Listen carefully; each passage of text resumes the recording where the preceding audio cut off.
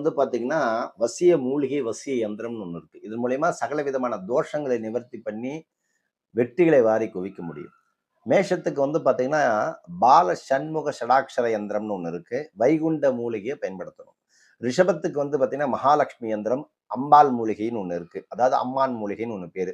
மிதுனத்துக்கு வந்து பார்த்தீங்கன்னா, ஸ்ரீ தன ஆகர்ஷண யந்திரம், அற்ற இலை ஒட்டின்னு ஒண்ணு இருக்கு. கடகத்துக்கு எடுத்தீங்க அப்படின்னா ஸ்ரீ துர்கா யந்திரம், நத்தை சூரின்னு ஒண்ணு இருக்கு. சிம்மத்துக்கு வந்து பார்த்தீங்கன்னா, ஸ்ரீ சிதம்பர சக்கரம், ஸ்ரீ விஷ்ணு மூலிகைன்னு ஒண்ணு இருக்கு. கன்னிக்கு வந்து பார்த்தீங்கன்னா, ஸ்ரீ சுதர்சன யந்திரம், துளசின்னு இருக்கு.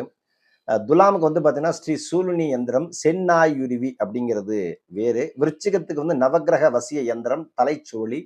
தனுசுக்கு ஸ்ரீ தட்சிணாமூர்த்தி யந்திரம், ஆலயம் என்று சொல்லப்படக்கூடிய மூலிகை. மகரத்துக்கு வந்து ராஜராஜேஸ்வரி யந்திரம், காண்டீரம்னு பேரு. கும்பத்துக்கு கணபதி யந்திரம், தகரை மூலிகை. மீனத்துக்கு வந்து குபேர ஆகர்ஷண யந்திரம், குப்பைமேனி.